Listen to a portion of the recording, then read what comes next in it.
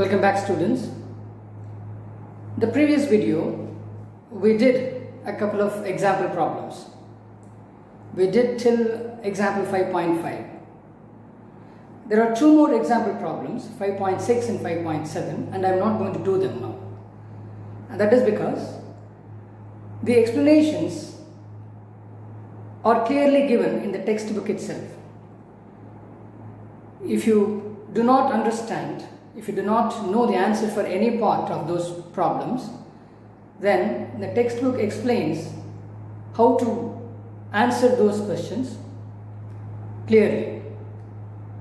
So since the explanations are there in your textbook itself, I prefer not to do those problems now. You go through those problems in the textbook, and if you have any questions regarding them, and if you have any doubts, if something is not clear about the explanations given in the textbook, you get back to me, then I will answer those questions in a much more detailed manner. So in this video we will move on to do the new topic, and it is about the Earth's magnetic field. We all know that the Earth is a giant magnet. And how do we know that? If I take a board magnet and if I suspend it freely, then this part of the board magnet points in this direction. This is my north direction, so this points in the north direction. And this happens not just in this place, it happens at every place on Earth. And that can only happen if there is an external magnetic field in which we are immersed. And that external magnetic field is Earth's magnetic field. We are all on Earth, and at every point, at every place on the Earth, we have this phenomenon taking place, which means that the magnetic field is present everywhere. And that comes because of the Earth magnet. So Earth is a giant magnet. But what causes this magnetic field? Do we have a long board magnet at the center of the Earth extending from North Pole to South Pole? No, that is not true. It is not possible. The reason why it is not possible is because the core of the Earth is very, very hot. At those temperatures, most materials cannot remain as magnets. Certainly iron and nickel cannot remain as permanent magnets, because temperature is so high. And what happens to the magnetism of a material when temperature increases is something that we'll see later, but just keep in mind that since the core of the Earth is very, very, very hot, it is not possible for a long board magnet to be present in the core of the Earth, extending from pole to pole. That is not possible. Then what causes this magnetism? What causes this magnetism is what happens in the outer core of the Earth. That too is very hot, because you know that the Earth has three parts. What is the crust, and then the mantle, and then the core. I am talking about the outer core. There are thermal currents, there are currents. Okay? Things keep moving in the core. There is convection current that takes place in the mantle and also the core. Because it's very hot. Because of that, the ions of elements like iron and nickel, they also move. So they constitute a current. And this current is what causes the Earth magnetism. How do we know that? If we take planets and satellites which are not hot, which don't have a thermal current happening at their core, they do not have magnetism. For example, Mars does not have magnetism, and Venus does not have magnetism, and Pluto, which you don't call anymore as a planet, doesn't have magnetism, because the cores of these planets do not have this current going on. This is called as the dynamo effect. Okay, like it's at the core there is this release of energy that's happening, either because of nuclear fission in the case of magnesium, uranium, thorium, and potassium. All these materials, like they undergo nuclear fission. So certain amount of energy is released there, and also the gravity itself, it's causing this release of energy, and things like sulfur, oxygen, and all these things come out. They're released from the lighter elements. They come out from the core as they move. Then this current is happening. The movement of matter takes place at the core. So because of this, because of quite a few things, that this dynamo effect is happening. So the core of our Earth is very hot, and because it's hot, the molten metal keep forming their own currents, and the ions in them constitute electric current, and that current produces the magnetism of the Earth, and that is what we know now. Moon, for example, does not have magnetism. Earth has magnetism, and as I told you, Mars, Venus, and Pluto do not have magnetism, and all the other planets in the solar system have magnetism. Jupiter has the strongest magnetism in the solar system, among planets in the solar system. And clearly, the Sun will have great magnetism that extends everywhere, kind of.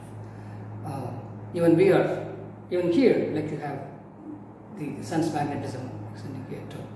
Anyway, so for magnetism, the planetary magnetism to be present, then you must have this dynamo effect. That must be happening in the core of the planets. And because of the thermal currents, ions will start moving, they form their own currents, and because the movement of ions will constitute electric current, and that produces magnetism. So this is the source of the Earth magnetism. And the Earth magnetism, it is also not very stable, because the currents are moving. You see, over a period, then the polarity could change, and that happens every day, in fact. So, what you call as the North Pole today can become the South Pole sometime later, and it has happened in the past too. And what is North Pole now was once a South Pole, and many times this switching of the field direction has taken place in the history of the Earth. In the life of the Earth, which is about 4.3 billion years, this has happened many times. How do we know this? We know it from studying the sea floor. The floor of the sea, you have all these ridges, and that happens because of the tectonic plate movements. So there are two plates on the seabed. You have they're connected here, and because of this thermal current motion here, then what happens is that the plates move away from each other. As the plate moves away from each other, then lava comes out, and lava contains iron. So you have iron. As it cools, the iron gets aligned, the iron molecule, they get aligned with the Earth magnetic field. So they get set. And after some time, then again it moves. Then something else, some more lava comes out, and then that solidifies. And as it solidifies, then the iron molecules in that, then they get oriented in a certain direction. That direction is dependent on the magnetic field of the Earth. So the hot ones, the hot iron molecules may not have a magnetic field. But then when they cool, then they settle, aligning with the direction of the magnetic field of the Earth. So, if you study the sea floor, the ocean floor, and if you measure the magnetism at different places of these ridges that you see, then you will know the magnetic field of the Earth when this was formed. And if you see that, and if you study that, there is a pattern that is established. Like now it's north, then slowly it changes direction, and then sometimes it's south, and then again slowly changes direction, then north again. So this is how the sea floor ridges are arranged. So from that we know that the Earth has changed the direction of its magnetic field many times in the past.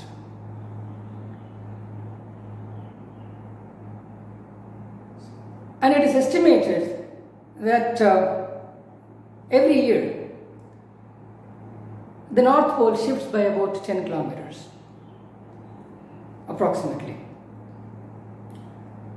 So, if you take, like 100 years, then 1,000 kilometer shift could happen.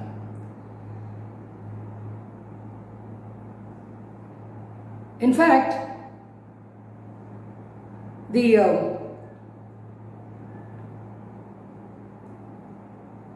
fact that the North Pole shifts has been well established. The measurement of the magnetic field and its direction has been happening for more than 400 years or so. Okay, from the 1600 onwards, the people have started looking at it very deeply. People have become more and more interested in studying the magnetic phenomenon. And if you look at the records about the magnetic field of the city of London in UK, which were documented 400 years ago, and if you compare the magnetic field which is prevalent in London today, and there is a vast difference. There is a big difference. You can clearly establish that the magnetic field has shifted in London. And if it happens in London, it must happen in every other place too. So it is changing all the time. But the changing is so slow, so gradual, that you don't really notice it on a day-to-day basis. So in a lifetime, you'll hardly see anything much happening. If I suspend this magnet freely, and if it points in this north direction, and pretty much till I die, this direction is not going to change much. It will keep showing me this. But suppose if someone were to conduct the same experiment a million years later, then the same magnet will now point in this direction, because on the average, once every million years, the Earth magnet changes its polarity. What is now the North Pole will become the South Pole, and what is now the South Pole will become North Pole, magnetically speaking. So, what you need to understand is that the Earth magnetic field is not stable. It's not fixed. It changes, but it changes ever so slowly, but it does change. And it has changed its polarity many times in the past, and on the average, once every million years, it changes the polarity on the average. What is north would be south, and what is south would be north, once every million years. And the other thing is about the Earth's magnetic field is this. I take this bar magnet, I suspend it freely, and now this is my north direction. Okay, then it shows, it points in this direction. But is it pointing in the direction of the north pole of the Earth magnet? No, it cannot. Let's think about it. I disturb this now. This is north. I call this as north pole. I disturb this now. If I disturb a north pole, in which direction will it go? It will go towards the direction of the south pole of the other magnet. If we take two magnets, for example, I'll show you.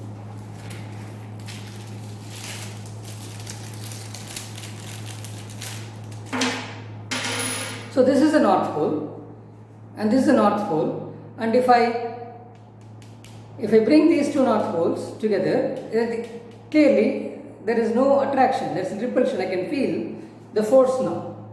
It's not. But then, notice here, if this is south, and if I bring it, immediately sticks. So, if this is south, then if I do it like that, you see, if I do it like that, automatically it moves towards the south. So, if I take this magnet, and if I just disturb it, and if it moves in this direction, what it means is that this must be the magnetic south. I may call it as the north direction. The direction is north, but the magnetic pole is the south pole. So what I call as the magnetic north is actually, strictly speaking, the south pole. Because the north pole of this magnet will move only towards the south pole. So if I call this as the north pole, then this must be the south pole. The magnetic south pole is in the north direction, and magnetic north pole is in the south direction. But we got used to calling this as a north pole, that will continue with that nomenclature. We'll still call this as a magnetic north pole, but we need to understand that this is not actually, strictly speaking, the magnetic north pole, but the magnetic south pole. But we got used to calling it as north pole, so we'll stick with it. But in reality, we need to understand that this is the south pole and this is the north pole. And when you draw the magnetic field lines, then the arrow, the direction of it, must be from here to here, because this is the magnetic north and this is the magnetic south. So the field line should originate from the north pole and end with the south pole. I want you to understand that clearly. So when I draw this, if this is the Earth, use some else.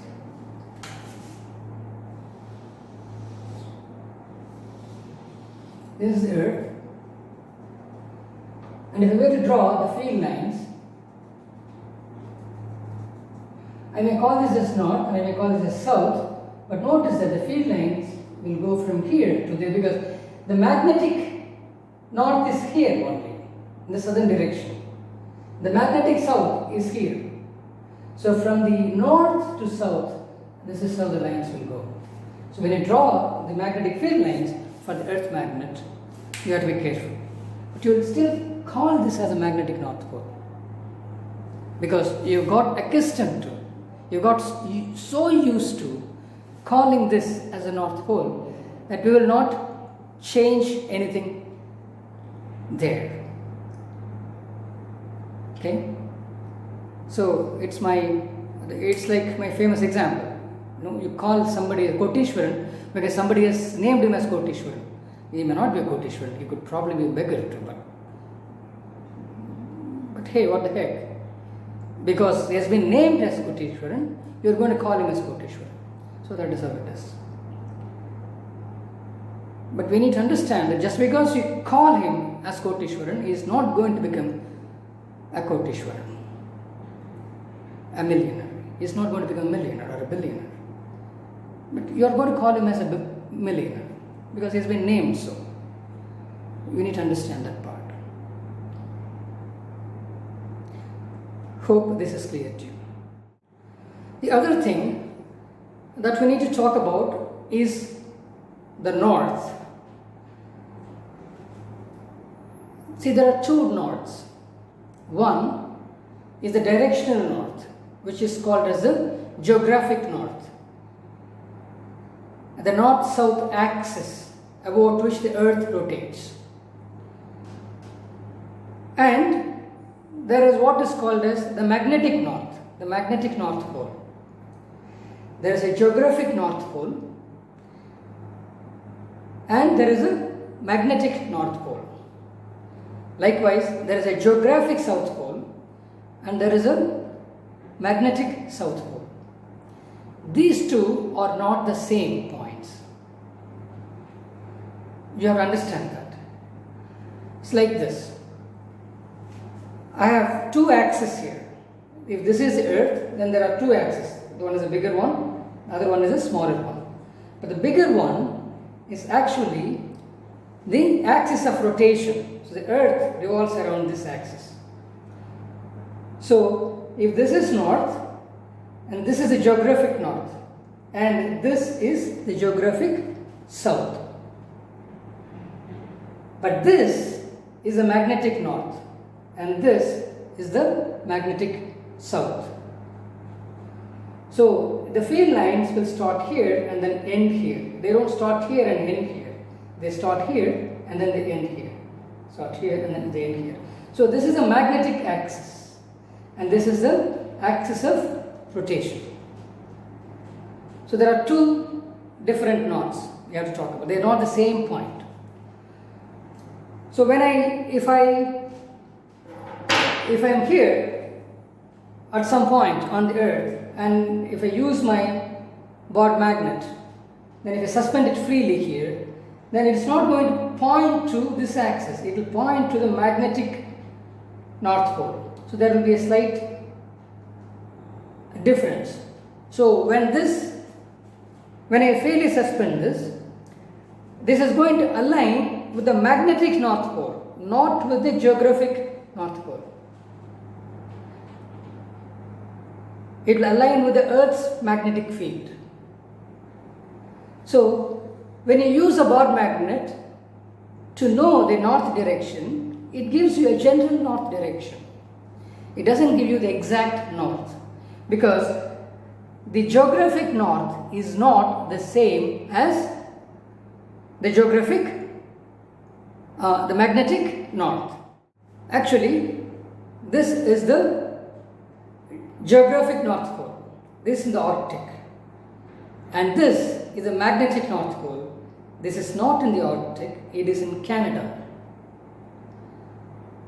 This place is called Ellesmere Island.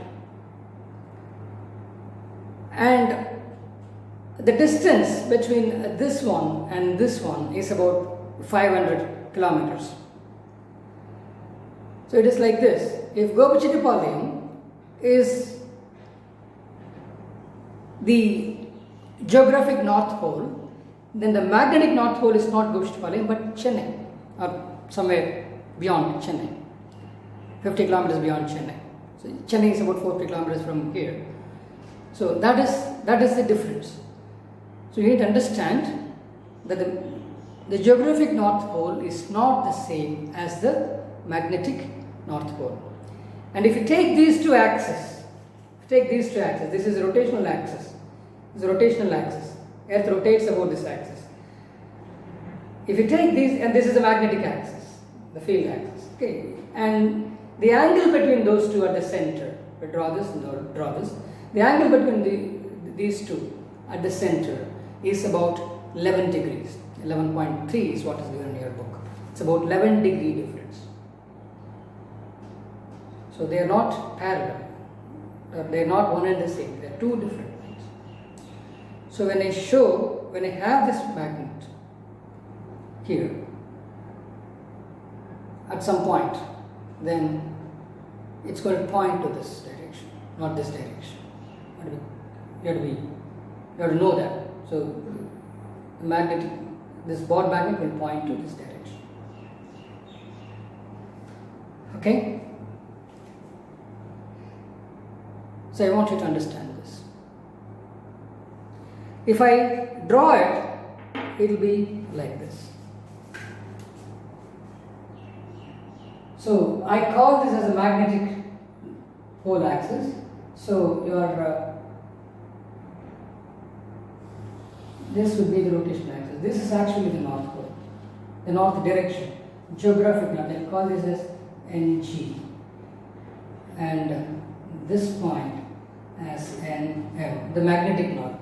Actually, that's the magnetic south, but as I said, we'll just go with the convention of calling that as a magnetic north. So this is NM, this is NG, and the angle between those two would be about 11.3 degrees as per your book. And here is going to be south magnetic pole, this point, and this point would be the south geographic pole. This is a magnetic north pole, this is a geographic north pole, and then this is about 500 kilometers approximately, 500 kilometers. So this is in Ellesmere.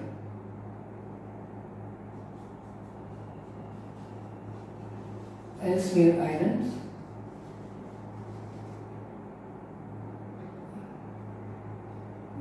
In Canada.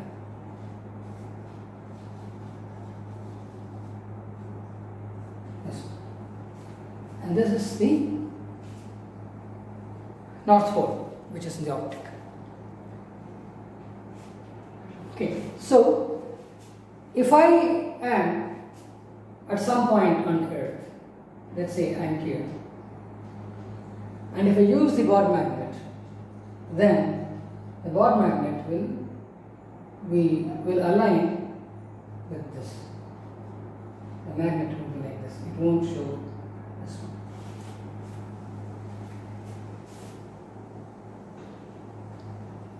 You have to understand this. And now we will go on to talk about the important features of the Earth magnetic field. So when we talk about the Earth magnetic field, there are three things that we need to consider. One is the strength of the field at that point. Suppose I want to find the magnetic field at this place.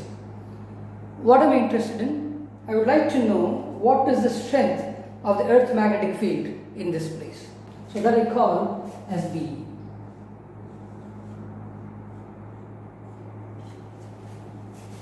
So I can measure that. That will give me the magnitude. Second is called as declination.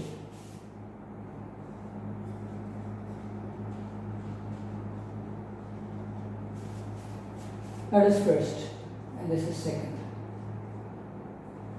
And there is the third one, that is called as dip or inclination.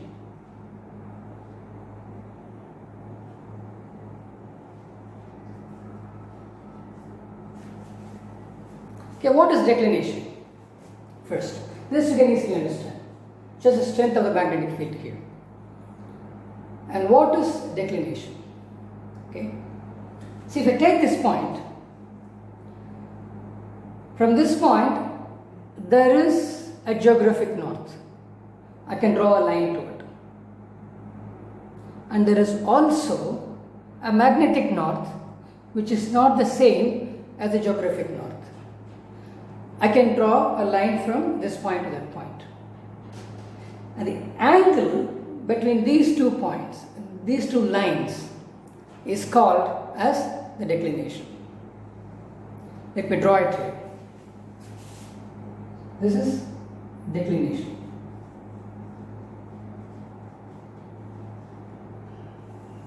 So this is Earth. This is my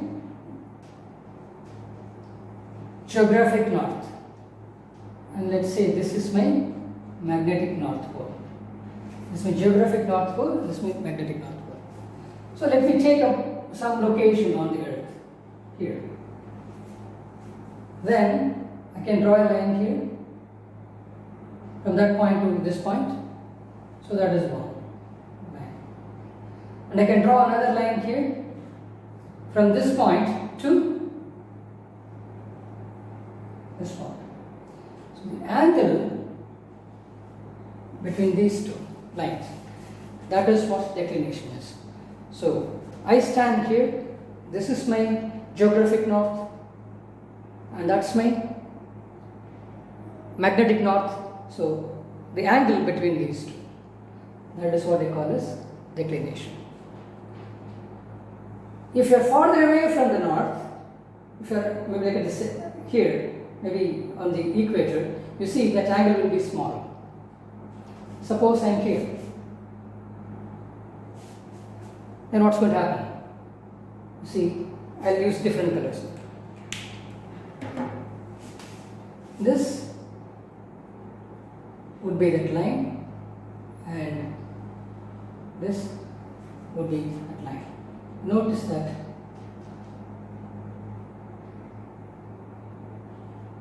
so this angle is much greater than this angle. So this is declination. Okay, what is inclination? What is inclination? Or dip?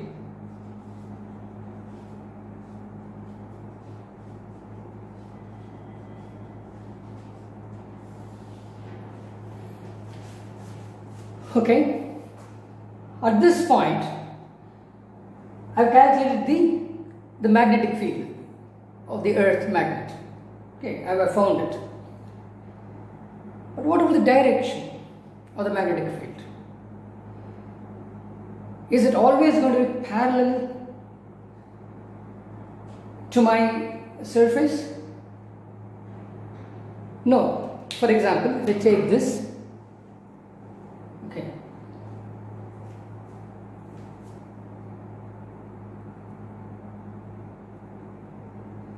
so this is my, let's say like this is my field line. So it starts from north and then ends at south. So you see, it need not be spherical. It can have a shape like this. Usually it's not spherical. It can have a shape like this. If it has a shape like this, then what will happen? So this is Earth, and this is the magnetic north, and then this is the magnetic south, not the geographic one. So this can go like that. Okay, look at this. So which means that and go like this. Note here that they don't have to be parallel to each other all the time. So if the surface is as this direction, and you see, and there can be this direction at the same point, then there could be an angle between them. For example, if I suspend this magnet at the very center, this is north direction, so it will show the north, but what will happen is based on the line, based on the direction, this is going to tip something like this. You see, this is not parallel to the flow. The magnet will slightly tip. So that is what you call as the angle. For example, if this is a plane, okay, suppose the magnetic line goes like this. This is the plane. At this place, magnetic line is in this direction. So you will clearly see that there is an angle. So this angle is what is called as the tip. But if you take this magnet, if you are on the northern hemisphere, if you are in the northern hemisphere, draw it again. Okay, northern hemisphere. So what will happen to the magnet? It will dip like this. As you go further and further north, then it will dip, dip, dip, dip, dip. It will dip like this. Suppose if you are at the magnetic North Pole, at the very North Pole, then let's suppose this place is a magnetic North Pole. Then if I freely suspend this magnet, will it stand like this? No, it will be like this. You see, the floor is like this, horizontal. But at the magnetic North Pole, notice the angle, it's 90 degrees. And at the equator, you see it will be parallel. Magnetic line will be parallel to the plane of the surface. So at the equator it will be parallel to the surface. And as you go more and more north, then it will dip, dip, dip, dip. And at the North Pole, it will be like this. At the very North Pole. So it will just follow the field line. Suppose I will draw it here. Then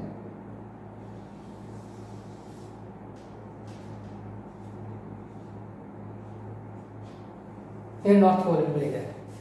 At the South Pole, suppose this is South Pole, it will be like this. At the very South Pole, at the South Pole by north, it will be like that.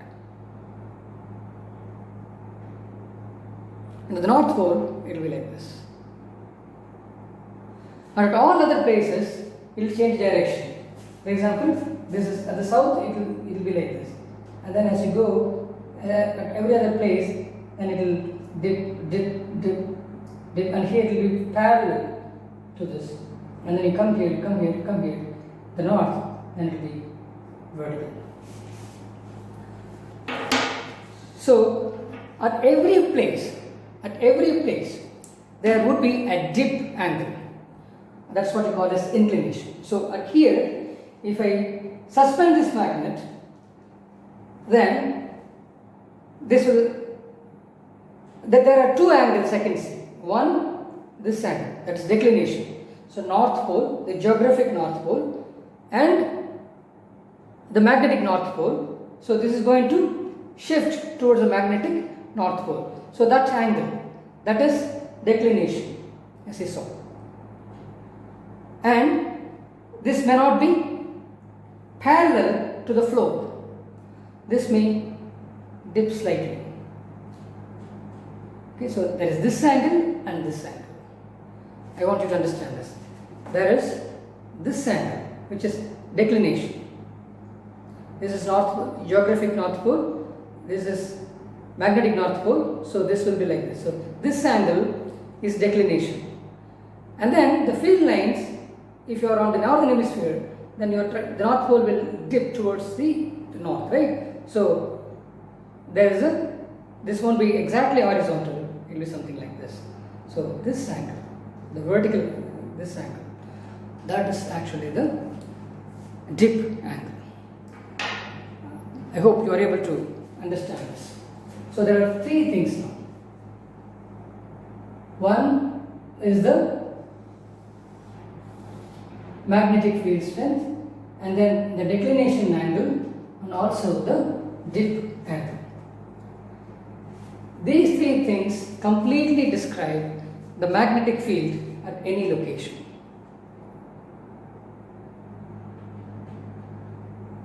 I hope it's clear to you. We'll now do the example problem 5.9.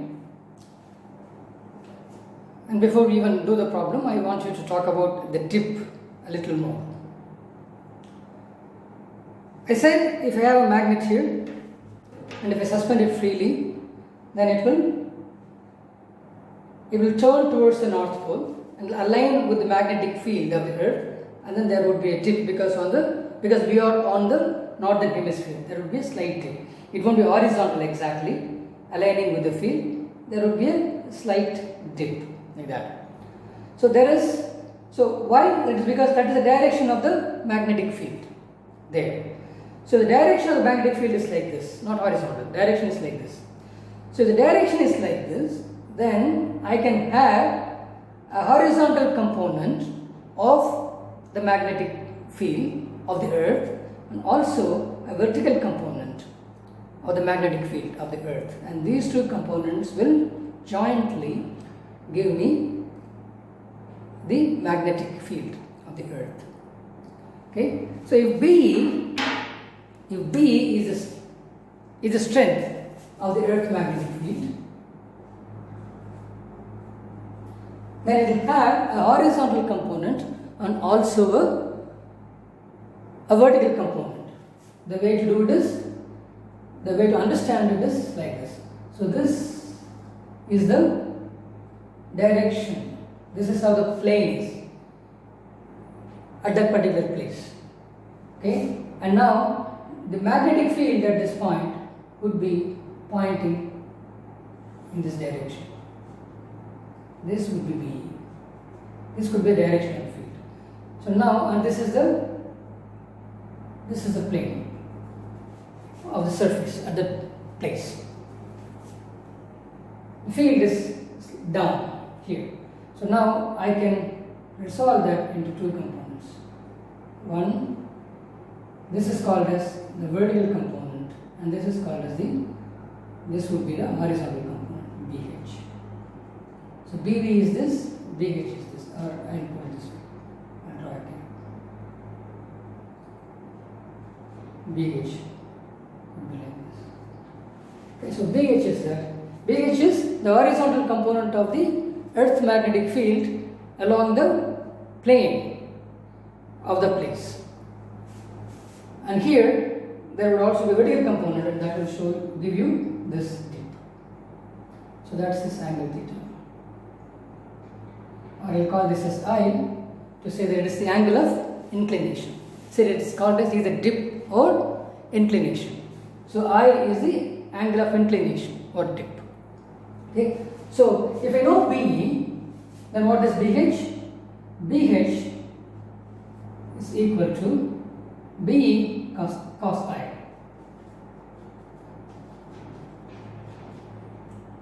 And what is BV? The vertical component. That would be B sin I. If you understand it, then you can do problem 5.9 easily. Let me read that problem. In the magnetic meridian of a certain place, the horizontal component of the Earth magnetic field is 0.26 Gauss and the dip angle is 60 degrees. Now what is the strength of the Earth magnetic field at that place? What have they given? They have given you the horizontal component of the Earth magnetic field. They have given you BH. And what have they given? They have given you the dip angle is 60 degrees. Then what is the strength of the Earth magnetic field at that place? It's easy. So BH is given, I is given, they are asking you to find B. Can be very easily done. So BH is point, so the equation you should take is this, which gives you 0.26 Gauss is equal to BE into cos, the angle of inclination or dip is 60. So cos 60 is half, so BE to 1 by 2. is equal to 0.26 Gauss. So then the strength of the Earth's magnetic field at that point is 0.52 Gauss.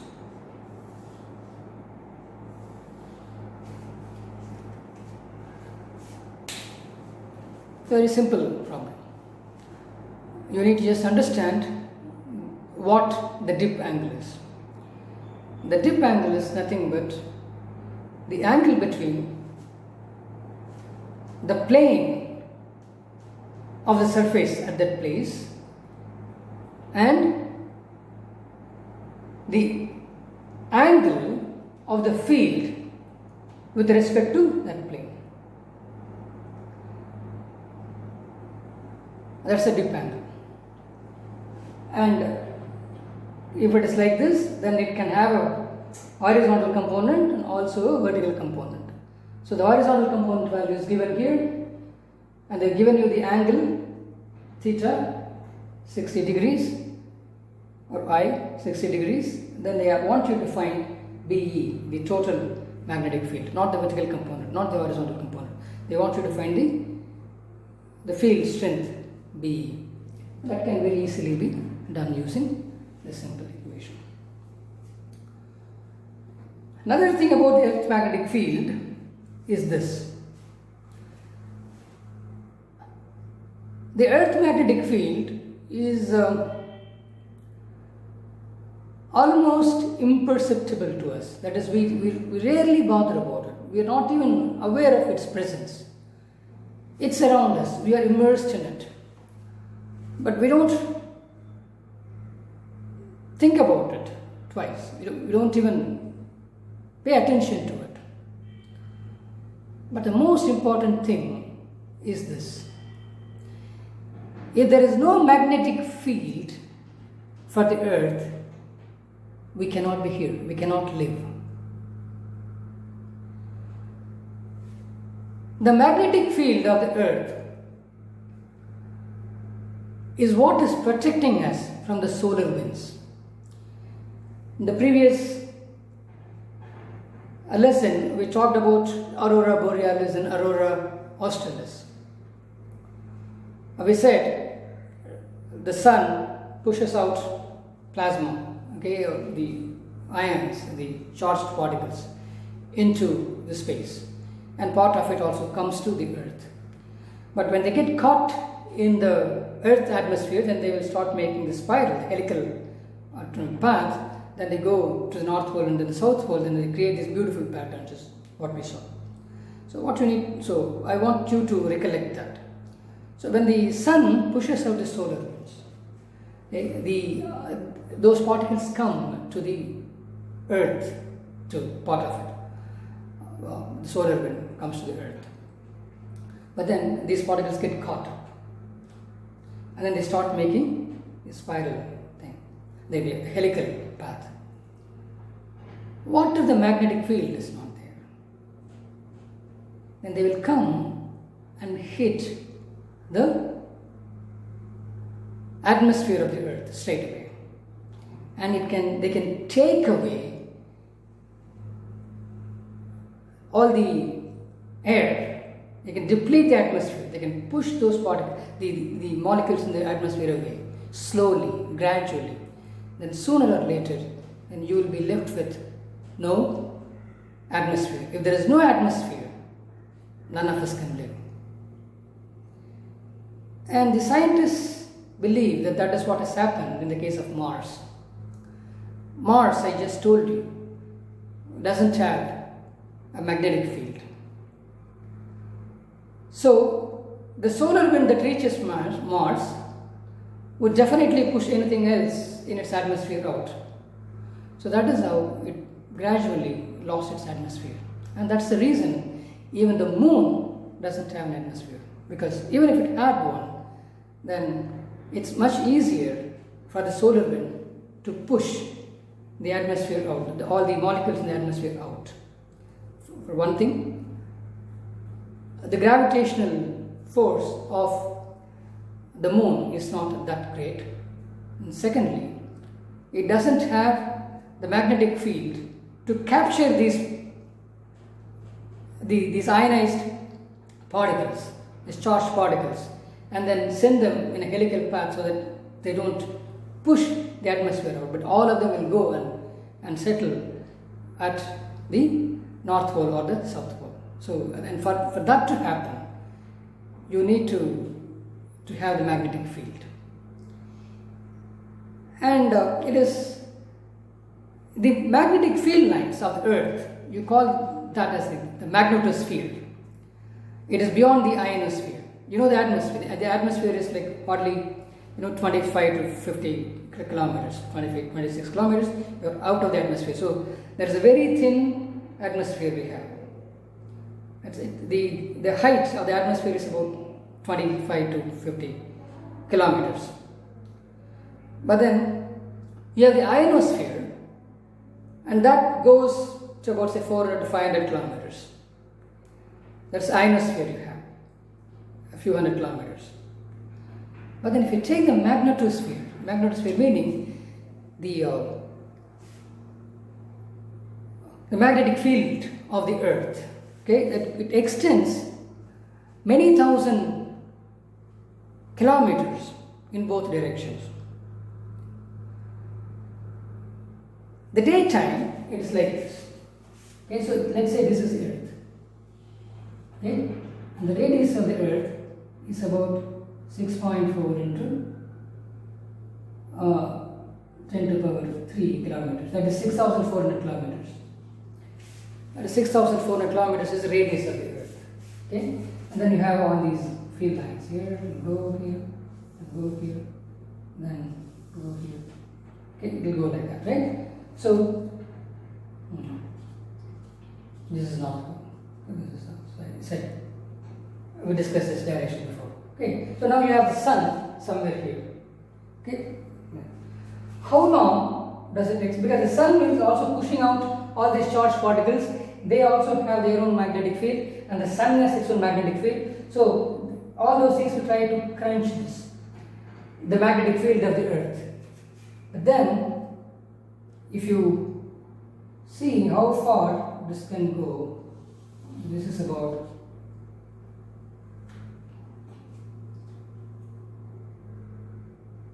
about 65,000 kilometers. So 10 times the radius of the Earth. So that is the extent. So the particles come here, they come, whatever comes into the Earth's, in the vicinity of Earth. If this is not there, they just push all those molecules out. Okay, but now you have this, then you capture those charged particles from the sun, from the solar wind, then you start sending them here.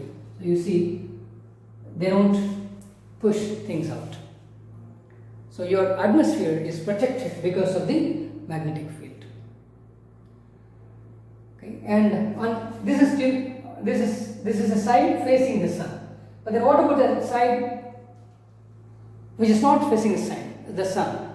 There, the magnetic field lines are like that. Go like this because it's like this. And they go to maybe many about 100 times more than this, about 6.5 million kilometers. So it goes even beyond the moon. So it goes further. So that is how the field lines look like for the Earth. I mean, now you are on the daytime. At the time of recording this is the daytime. So this is the field lines over here are going to look something like this. But then within a few hours we will move to the other side because the Earth is rotating. But the moment we go to the other side, then the field lines will change and they will be like this. The field lines here change and go like that. But what you need to understand here is this. If it were not for the Earth's magnetic field, the solar wind would have blown away the atmosphere. And that is what has happened to the moon and other planets, some of the planets which do not have the atmosphere.